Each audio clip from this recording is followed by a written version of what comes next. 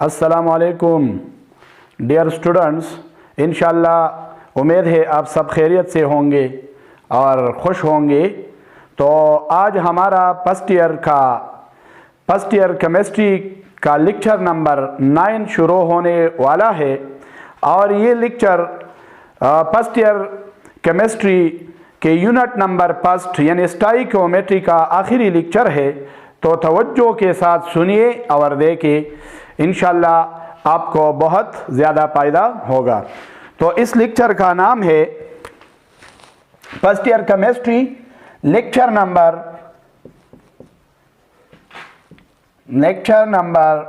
9। इस लेक्चर का नाम है percentage composition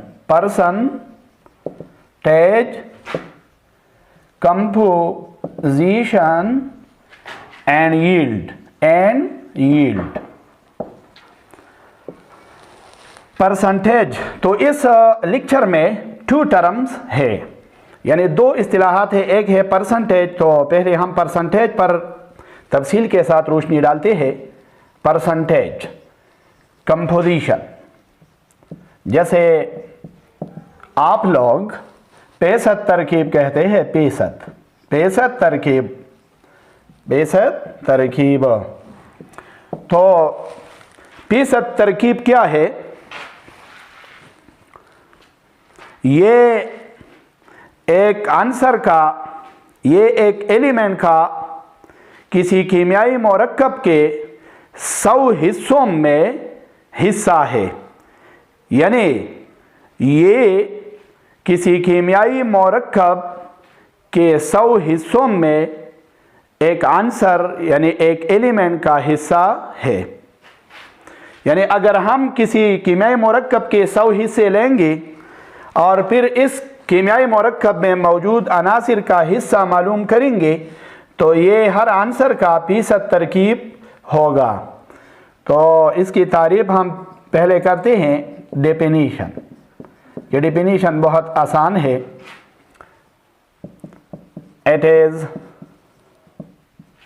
It is the part by mass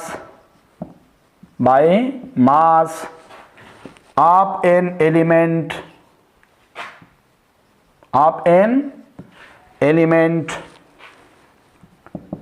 and 100 parts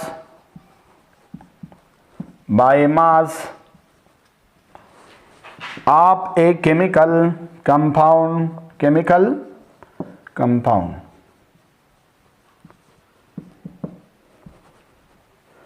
तो ये तारीफ है आसान सा।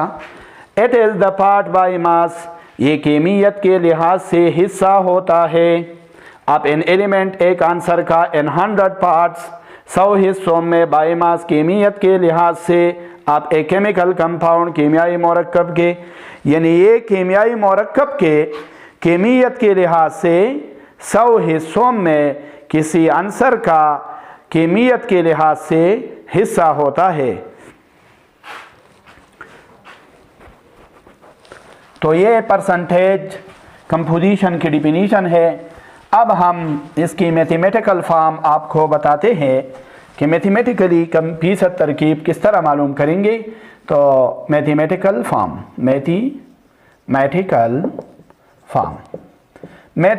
फॉर्म का मकसद है रियाजियाती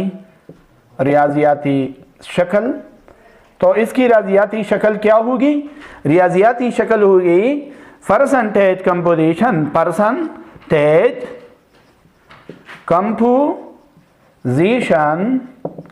is equal to atomic mass of element ज़रबे number of its atoms, number of its atoms बटा मोलर मास और मॉलिक्यूलर मास ऑफ कंपाउंड। ज़रब 100, ज़रब 100, ये तो उनकी फीसद है, इस लिहाज से हम ज़रब से मल्टीप्लाई करते हैं।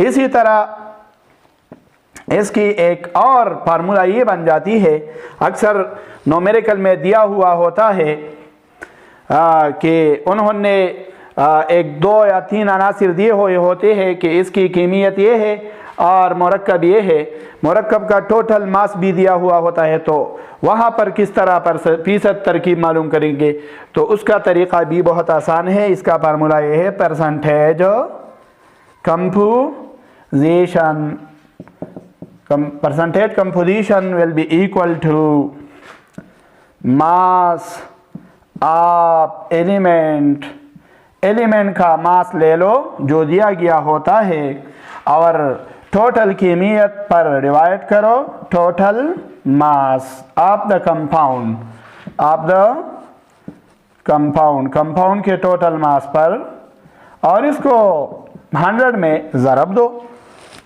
तो इसी तरह आपके साथ फीसद तरकीब आ जाएगा किसी भी एलिमेंट का। तो ये मैथमेटिकल शक्ल है। अब एक अहम नुक्ता जो आम तौर पर टेस्टों में BMCQs की तौर पर आ सकता है, तो ये बहुत इम्पॉर्टेंट नोट है, note the sum of all percentage composition of all elements in a chemical compound is equal to 100। यानी किसी भी कीमियाई मरकब में मौजूद तमाम अनासिर का फीसद तरकीब का मजमुआ 100 के बराबर होता है। यानी अगर हम कीमियाई मरकब में मौजूद तमाम अनासिरों की फीसद तरकीब ले ली और फिर इन फीसद तरकीब को जमा करें तो ये 100 के बराबर आ जाएगा। तो इसी तरह मैं यहाँ पर लिखता हूँ the sum of all percentage compositions, the sum of all percentage composition of all elements in a chemical compound, in a chemical compound कीमियाई मरकब में is equal to 100, equal to 100, ये 100 के बराबर होते हैं। तो अब मैं इंशाल्लाह एक्सप्लेनेशन करता हूँ मिसाल के साथ। तो आइए explanation with example, explanation with example, मिसाल से वजाहत, मिसाल से वजाहत। फर्ज करें हम मिसाल के तौर पर पानी ले, यानी वाटर, वाटर, वाटर का फार्मूला क्या है H2O। तो हम चाहते हैं कि वाटर का फीसद तरकीब मालूम करें, तो इसमें हम हाइड्रोजन और ऑक्सीजन दोनों की फीसद तरकीब मालूम करेंगे। तो आइए मालूम करते हैं।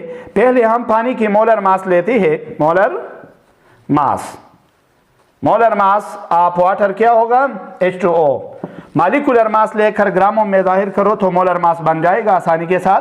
तो हाइड्रोजन की एटॉमिक मास 1 है, इसकी एटम 2 है, तो 2 में ज़रब दे दो, 2 ज़रब 1 तो 2 आ जाएगा। इसी तरह जमा करो, ऑक्सीजन की एटॉमिक मास क्या है 16, 16 एकम 16, तो क्या हो जाएगा 18। अब इसको ग्राम पर मोल में जाहिर करो तो ये क्या होगा मोलर मास, ये मोलर मास है। आप मॉलिक्यूलर मास भी कह सकते हैं, AMU में भी ले सकते हैं। अगर हम ग्राम पर मोल में ले लें और 18 AMU ले ली तो भी ठीक है, लेकिन ग्राम और AMU कभी भी बराबर नहीं हो सकते, याद रखो। ये बिल्कुल एक दूसरे से मुख्तलिफ है, लेकिन इकाइयों में आप ले सकते हैं, किसी भी इकाई में, ग्राम में या AMU में। तो आइए अब हम मालूम करते हैं हाइड्रोजन का परसेंटेज। तो percentage of hydrogen, percentage of hydrogen हम किस तरह मालूम करेंगे। यहाँ पर एटॉमिक मास हाइड्रोजन का क्या है, फार्मूले में मैंने लिखा था कि एटॉमिक मास को एटमों की तादाद में ज़रब दे दो, तो इसकी एटमों की तादाद क्या है 2 है। तो हाइड्रोजन के 2 एटम है और एटॉमिक मास क्या है 1, तो इसमें ज़रब दे दो। और मोलर मास क्या है 18, और इसी तरह 100 में ज़रब दे दो तो आपके पास आ जाएगा। ये बहुत आसान है, 2 एकम 2, 2 9 18। तो इसी तरह 100 को 1 में ज़रब दे 100/9। अगर हम 100 को 9 पर डिवाइड करेंगे तो 9 11 99। इसी तरह बाकी 1 आ जाएगा, अशारिया लगाओ, 0 यहाँ पर लगाओ, 9 एकम 9। तो इसी तरह ये चलता रहेगा 1 1। तो इससे जवाब आएगा 11.1111। तो ये हुआ हाइड्रोजन का परसेंटेज। अब हम ऑक्सीजन का भी इसी तरीके से निकाल सकते हैं और दूसरे तरीके से भी आप निकाल सकते हैं परसेंटेज ऑफ ऑक्सीजन। तो परसेंटेज ऑफ ऑक्सीजन किस तरह मालूम करेंगे? पानी में ऑक्सीजन की एक एटम है और इसका एटॉमिक क्या है 16। तो 16 को 1 में ज़रब देकर मोलर मास 18 पर डिवाइड करो और 100 में ज़रब दे दो तो आपके साथ आ जाएगा 2 8 16, 2 में 18। तो ये 8 को 100 में ज़रब देकर 800 आ जाएगा और ये 9 होगा। तो इसी तरह अगर हम 800 को 9 पर तकसीम करें तो इसी तरह 9 8 72 आ जाएगा और इसी तरह बाकी रहेगा 8 9 8 72। तो इसी तरह 8 बाकी आ जाएगा, इशारिया लगा दो, 0 लगाओ यहाँ पर। तो 9 8 72 ये सिलसिला चलता रहेगा। तो इसी तरह 8 8 आ जाएंगे। तो इसी तरह अगर हम इसको राउंड अप करें तो ये 8 5 से बड़ा है। इसको रिमूव करो, 8 को 8 के साथ 1 मिला दो, 1 जमा करो तो क्या जाएगा? आपने देखा है कि आ जाएगा 88.89 आ जाएगा। तो ये फीसद हुआ। अब ऑक्सीजन की फीसद इसी तरह आप भी मालूम कर सकते हैं। अगर इसी तरीके से नहीं मालूम करना तो इसी तरह मालूम करो ऑक्सीजन का 100 टोटल परसेंटेज 100 होगा तो इससे माइनस करो परसेंटेज ऑफ हाइड्रोजन। तो अगर इससे हम परसेंटेज ऑफ हाइड्रोजन माइनस करें 100 से तो भी ये आ जाता है 100 माइनस हाइड्रोजन की परसेंटेज क्या है 11.1111।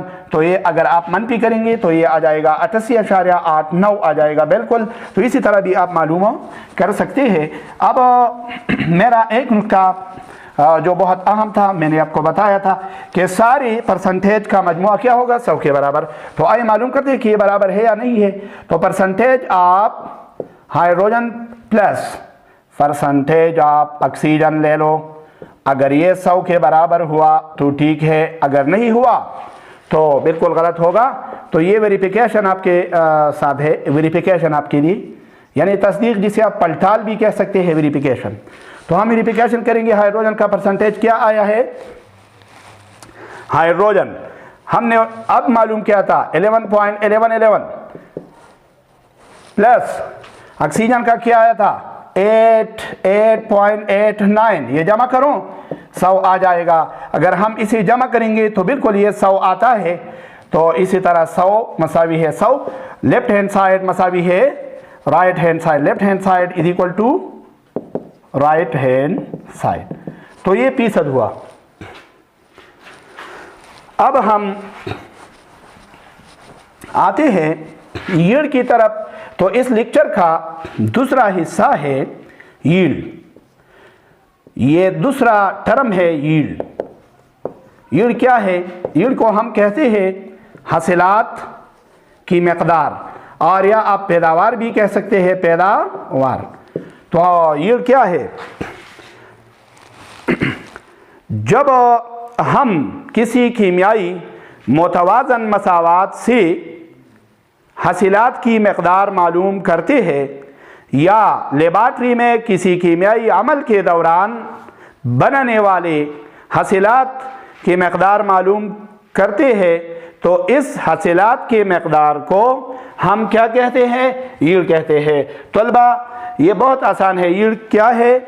अगर हम मुतवाज़न कीमियाई मसावात से हासिलात की मकदार मालूम करें या लेबॉरेटरी में तजर्बे के दौरान कीमियाई अमल के दौरान अमली तौर पर हासिलात जो हासिल होते हैं इन हासिलात की मकदार मालूम करें तो इस हासिलात की मकदार को यील्ड का नाम दिया जाता है।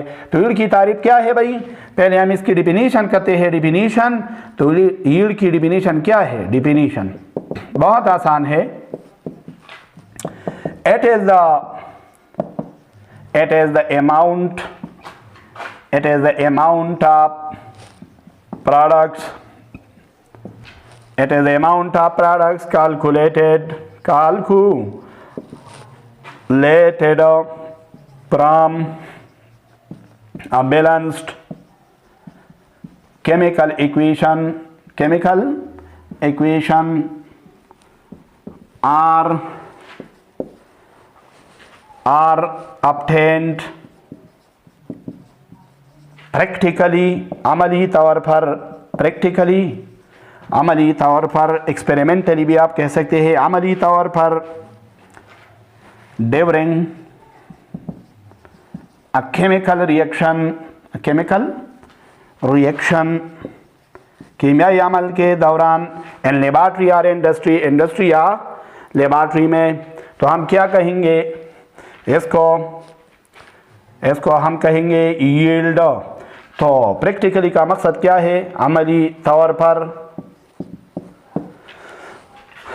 It is the amount of products, ये हासिलात की ऐसी मकदार होती है, कैलकुलेटेड जो मालूम किया जाता है, from a balanced chemical equation, एक मुतवाज़न कीमियाई मसावात से, और ऑब्टेन या हासिल किया जाता है प्रैक्टिकली अमली तौर पर ड्यूरिंग अ केमिकल रिएक्शन, कीमियाई अमल के दौरान। तो ये हुआ यील्ड। अब हम आते हैं यील्ड के अक़साम की तरफ। यील्ड के अक़साम क्या है भाई? Types of yield. यील्ड के अक़साम, हासिलात के अक़साम तीन किस्म के होते हैं। थ्री टाइप्स है, थ्री टाइप्स। तलबा इसके तीन अक़साम है। पहला किस्म जो है, ऐसे हम कहते हैं थ्योरेटिकल यील्ड, आइडियल यील्ड भी कह सकते हैं, थ्योरेटिकल और आइडियल भी आप कह सकते हैं। आइडियल यील्ड, थ्योरेटिकल यील्ड, इसका मकसद है ख्याली पैदावार या हासिलात।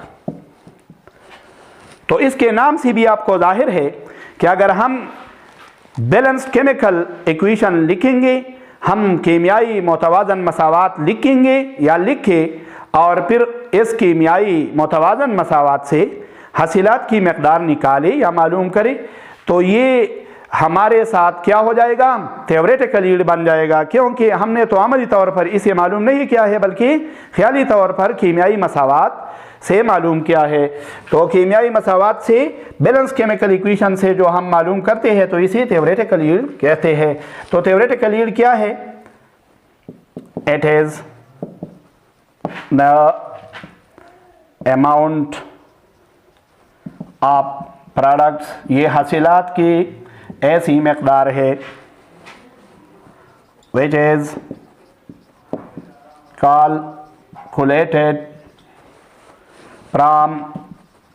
calculated from a balanced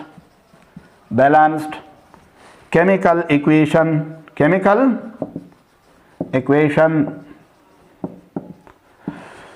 it is the amount of products, ये हासिलात की ऐसी मकदार है विच इज़ कैलकुलेटेड, जो हासिल किया जाता है, कैलकुलेट किया जाता है from a balance chemical equation, कीमियाई मुतवाज़न मसावात से। तो इसके मैं मिसाल पेश करता हूँ ताकि आपको आसानी रहे। फॉर एग्ज़ाम्पल मैं लेता हूँ हाइड्रोजन गैस जब अमल करता है ऑक्सीजन गैस के साथ, तो ऑक्सीजन गैस के साथ जब अमल करता है तो क्या बनता है? वाटर बनता है, वाटर लिक्विड है। तो अब हम बैलेंस करेंगे, स्टोइकियोमेट्री है तो इसलिए बैलेंस करेंगे। तो ऑक्सीजन का एक एटम है, यहाँ पर क्या है? 2 एटम है, तो यहाँ पर 2 लगाओ कोएफिशिएंट में, तो ऑक्सीजन तो बराबर हुआ, हाइड्रोजन बराबर नहीं है। यहाँ पर 2 एटम है, यहाँ पर 4 हो गए, 2 दूनी 4, तो यहाँ पर 2 लगा दो ताकि बैलेंस हो जाए। तो ये बैलेंस हुआ है। अब हम अगर इस पानी की मकदार मालूम करेंगे इस मसावात से, तो ये बैलेंस मसावात है। अगर हम यहाँ से निकाले तो क्या हो जाएगा? Theoretical yield. अब थ्योरेटिकल यील्ड क्या होगा इस मसावात से? आप देखिए, थ्योरेटिकल यील्ड, यहाँ पर यील्ड किस चीज़ की मालूम करेंगे? वाटर के। तो इस बैलेंस मसावात से आप देख सकते हैं कि ये 2 मोल है। कितने मोल है? 2 मोल। अगर हम ग्रामों में ले ले तो 2 दूनी 4 और 16 एटॉमिक मास है, तो 16 दूनी 32। तो इसी तौर पर ये क्या हो जाएगा? 18 दूनी 36, तो ये 36 ग्राम भी आ जाता है, 36 ग्राम। तो ये क्या हुआ? ये पानी का थ्योरेटिकल यील्ड हुआ, थ्योरेटिकल यील्ड। अब हम आते हैं दूसरी किस्म यील्ड की तरफ, जो आप इसको प्रैक्टिकल और एक्सपेरिमेंटल यील्ड कहते हैं। तो एक्सपेरिमेंटल यील्ड, प्रैक्टिकल यील्ड, इसको हम कहते हैं अमली या तजुर्बाती पैदावार। तो तजुर्बाती पैदावार क्या है तलबा? अगर हम किसी मुतामिलात को लेबॉरेटरी में मकदार के तौर पर ले लें, अगर हम मुतामिलात की मकदार नापे, मालूम करें, पैमाइश करें, और हम इस मुतामिलात यानी रिएक्टेंट्स को आपस में अमली तौर पर मिला दें और हम अमल करके इससे हासिलात यानी प्रोडक्ट्स हासिल करें और फिर हासिलात की मकदार को पैमाइश करें, तो जो हासिलात हमारे पास अमली तौर पर आएंगे और हम मालूम करेंगे अमली तौर पर कीमियाई अमल के दौरान, तो इसे क्या कहते हैं? प्रैक्टिकल यील्ड कहते हैं। प्रैक्टिकल यील्ड क्या है? अगर हम लेबॉरेटरी में जाकर रिएक्टेंट्स को आपस में मिला दें और इससे हासिलात यानी प्रोडक्ट्स हासिल करें, तो इन हासिलात की मकदार को क्या कहेंगे? Practical yield. प्रैक्टिकल इसलिए कहते हैं कि हमने प्रैक्टिकल किया या तजुर्बा किया, अमली कीमियाई अमल कराया, तो इसलिए इसका नाम क्या है? प्रैक्टिकल या एक्सपेरिमेंटल यील्ड होगा। तो आइए इसकी तारीफ क्या है? इट इज़ द अमाउंट, ये मकदार है, इट इज़ द अमाउंट, ये मकदार है आप प्रोडक्ट्स हासिलात की मकदार है विच आर obtained, जो हासिल होता है। obtain का मकसद क्या है? जो हासिल होता है। ड्यूरिंग दौरान के वक़्त, किस चीज़ के वक़्त? ड्यूरिंग अ केमिकल रिएक्शन, कीमियाई अमल के दौरान। प्रैक्टिकली अमली तौर पर, तो इसे हम कहते हैं प्रैक्टिकल यील्ड।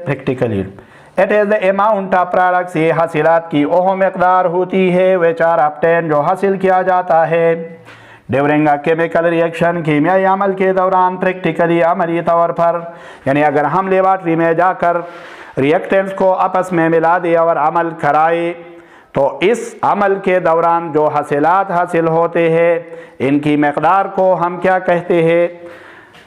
इन मकदार को हम कहते हैं प्रैक्टिकल यील्ड। तो प्रैक्टिकल यील्ड होगा भाई। प्रैक्टिकल यील्ड के लिए मैं मिसाल देता हूँ ताकि आपको समझ में आए। एग्जाम्पल, इसकी मिसाल भी बहुत आसान है। परस करें ये वाटर वाला रिएक्शन ले ली, हाइड्रोजन प्लस ऑक्सीजन, तो बन जाएगा H2O। अब आप अगर इसको बैलेंस करते हैं तो यहाँ पर 2 आ जाएगा, यहाँ पर भी 2। तो ये अमल लेकर परस करें आप तलबा लेबॉरेटरी में है, तो इस मसावात को पहले ले लो और फिर ऐसा करो कि ये कितना मोल है? 2 मोल। तो हाइड्रोजन को कितना ले लो? 2 मोल ले लो। इसी तरह ऑक्सीजन का यहाँ पर 1 है, तो ऑक्सीजन कितना ले लो? 1 मोल ले लो ऑक्सीजन। और इस दोनों हाइड्रोजन की 2 मोल और ऑक्सीजन के 1 मोल लेकर इस दोनों को या इन दोनों को किसी भी बंद बर्तन में अमल कराओ। इन दोनों का अमल अगर हम ये अमल कराएंगे तो इससे तो पानी बन जाएगा। मसावात से ये नज़र आ रहा है कि ये 2 मोल पानी होगा, लेकिन याद रखो तलबा, ये 2 मोल पानी बिल्कुल नहीं बनेगा, बल्कि परस करे आप ये कह दे कि 1 मोल पानी बन जाएगा। कितना मोल? अगर इससे हाइड्रोजन की 2 मोल ले लो और ऑक्सीजन के 1 मोल, और इससे बन गया पानी कितना? 1 मोल। अगरचे मसावात में 2 मोल आ रहा है, लेकिन परस करे आपके साथ बन गया 1 मोल, तो ये क्या होगा? ये प्रोडक्ट जो 1 मोल है वाटर के लिए आया है, अमली तौर पर हमने अमल कराया है लेबॉरेटरी में, तो ये होगा प्रैक्टिकल यील्ड। क्या होगा? Practical yield. Consider that we obtained 1 mole of H2O in laboratory during reaction practically. So 1 mole of H2O will be the actual product or practical product. So practical या actual, इसे हम भी कह सकते हैं actual product. तलबा practical product को actual भी कहते हैं, एक्सपेरिमेंटल भी कहते हैं। मैंने प्रैक्टिकल लिखा और एक्सपेरिमेंटल एक्चुअल पहले न लिखा, लेकिन एक्चुअल इसे भी कहते हैं, प्रैक्टिकल एक्चुअल प्रोडक्ट। तो actual product of H2O will be 1 मोल। तो ये आ जाएगा एक्चुअल यील्ड या प्रैक्टिकल यील्ड। इसी तरह अब हम आते हैं कि हमेशा के लिए याद रखो तलबा, एक्चुअल यील्ड जो है, प्रैक्टिकल यील्ड, एक्चुअल यानी प्रैक्टिकल यील्ड, और इसे एक्सपेरिमेंटल यील्ड भी कह सकते हैं, experimental yield. Experimental yield, actual yield is always less, ये कम होता है than theoretical yield। इसका क्या मकसद है? इसका मकसद ये हुआ कि एक्चुअल यील्ड जो है, हकीकी पैदावार जिसे हम कहते हैं, अमली पैदावार जिसे हम कहते हैं, तजुर्बाती, तो ये हमेशा के लिए क्या होता है? कम होता है, लेस देन थ्योरेटिकल से, यानी थ्योरेटिकल इससे ज़्यादा हो। तो इसकी रीज़न क्या है, वजूहात क्या है? तो इसकी रीज़न याद रखो। रीज़न ये है, नंबर 1, जब हम लेबॉरेटरी में जाकर अमल कराते हैं 2 या 3 या ज़्यादा मुतामिलात के दरमियान, रिएक्टेंट्स के दरमियान, तो रिएक्टेंट्स का जब हम बिल्कुल सही मकदार लेने की कोशिश करते हैं, तो हमसे इस तजुर्बे के दौरान या अमल के दौरान कुछ मकदार ज़ाया होता है या ज़ाया हो जाता है। तो इस ज़ाया होने को हम मैकेनिकल लॉस कहते हैं। यानी अगर हम ह्यूमन बीइंग्स या एक्सपेरिमेंटर ऑब्जर्वर के तौर पर अगर लेबॉरेटरी में काम कर रही हो और हम रिएक्टेंट्स ले लें और आपस में मिलाई, तो हमसे फरामोशी भी हो सकती है कि मैंने कितना मकदार किस चीज़ का कितना लिया है, ऐसा भी हो सकता है, और इससे मकदार ज़ाया भी हो सकता है। तो अगर कुछ मकदार ज़ाया हो जाएगा रिएक्टेंट्स के, तो फिर हासिलात पूरे नहीं बनेंगे जो कीमियाई मसावात, मुतवाज़न मसावात से नज़र आते हैं, तो ये नहीं बनेंगे। तो इसका मकसद ये हुआ कि अगर मैकेनिकल लॉस होगा, मैकेनिकल लॉस आप जानते हैं, लॉस ऑफ एक्सपेरिमेंटर या लॉस फ्रॉम एक्सपेरिमेंटर।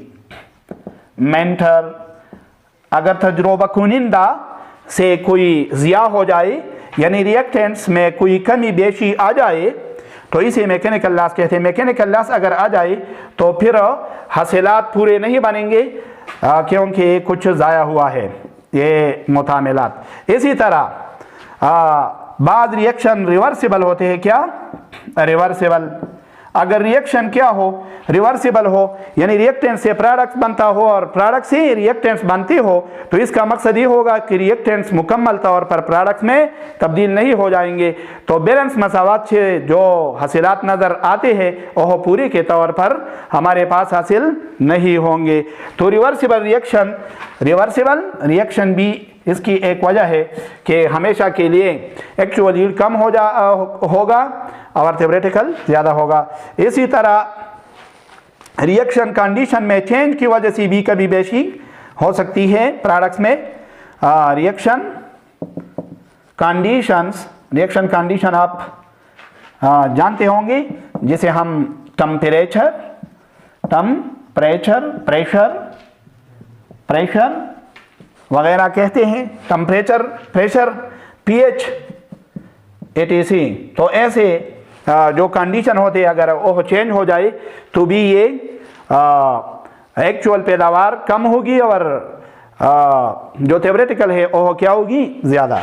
तो इसी तरह हमारे पास इसका एक छोटा रीज़न भी हो सकता है कि एक्चुअल पैदावार, एक्चुअल यील्ड जो है वो कम होगा थ्योरेटिकल से।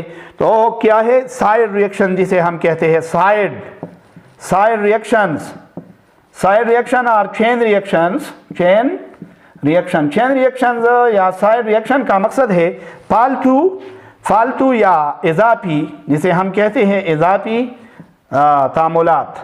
इजाफी तामुलात का मकसद ये है कि हम परस करे चाहते हैं कि ऑक्सीजन और हाइड्रोजन आपस में मुकम्मल तौर पर अमल करे, लेकिन ऑक्सीजन या हाइड्रोजन ने किसी दूसरी चीज़ के साथ अमल किया, तो ये अमल तो ऑक्सीजन और हाइड्रोजन के दरमियान होना चाहिए था और ऑक्सीजन किसी दूसरी चीज़ के साथ लग गया है अमल करने पर, या इम्प्योरिटी के साथ अमल करने पर, या वेसल के दीवारों के साथ अमल करने पर। तो ये क्या हो जाएगा, साइड रिएक्शन से भी मुतामिलात कम हो जाएंगे और इसी तरह पूरा हासिलात नहीं बनेगा थ्योरेटिकल यील्ड। तो इसी तरह थ्योरेटिकल यील्ड जो मसावात से नज़र आता है, बैलेंस से वो ज़्यादा होगा और एक्चुअल कम होगा। अब आते हैं परसेंटेज। तीसरा नंबर है परसेंटेज यील्ड। तो परसेंटेज यील्ड तो बहुत आसान है। परसेंटेज यील्ड क्या होता है, it is the ratio between, ये निस्बत है दरमियान, बिटवीन एक्चुअल यील्ड के दरमियान, यानी practical yield and theoretical yield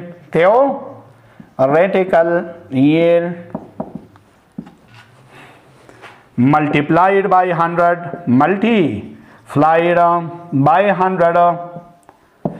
इसका तारीफ क्या हुआ, इसे हम कहते हैं फीसद पैदावार। याद रखो, उर्दू में कहते हैं फीसद पैदावार या फीसद हासिलात।